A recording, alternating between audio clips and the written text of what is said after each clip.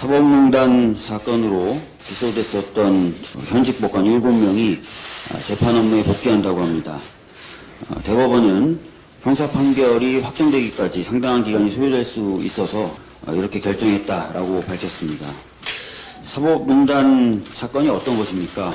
다 아시겠지만 양승태 대법원장 시절에 재판 거래를 위해서 재판을 조작하고 특정 판사를 사찰하고 법원 내부의 정보를 유출하는 사상 최악의 사법행정권 남용 사건입니다.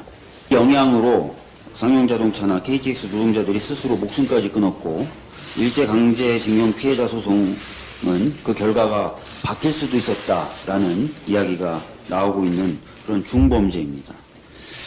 그렇기 때문에 김명수 대법원장도 지난해 3월 이들이 재판 업무를 수행한다는 것 자체가 국민들의 사법 신뢰에 부정적 영향을 미칠 수 있다라고 얘기하면서 이들을 재판 업무에서 배제했었던 것입니다.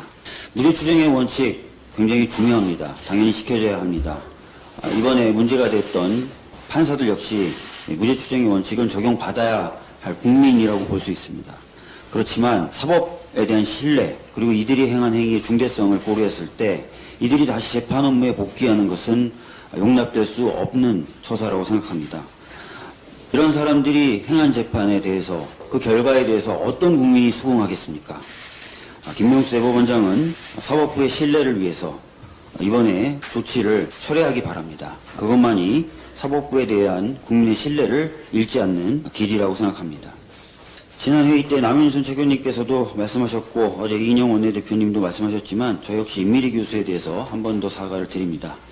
다만 저는 이번 사건이 사과만 해서 끝날 일이 아니고 비판만 해서 끝날 일도 아니라고 생각합니다.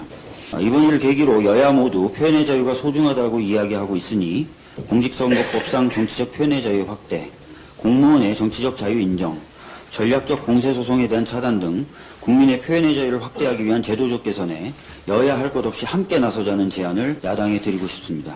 말이 아니라 제도적 개선을 통해 각 당이 가지고 있는 표현의 자유에 대한 의지를 확실히 보여주자는 것이며 표현의 자유의 실질적 확대에도 기여하자는 것입니다. 20대 국회가 얼마 남지 않았지만 표현의 자유 확대를 위한 법안들이 이미 여러 발의되어 있고 또 이번 일을 계기로 여야 할 것 없이 모두 다 표현의 자유가 중요하다고 얘기한 만큼 충분히 표현의 자유 확대를 위한 제도 개선을 이룰 수 있을 것이라고 생각합니다. 다시 한번 표현의 자유 확대를 위한 제도 개선에 함께 나서주실 것을 제안드립니다. 이상입니다.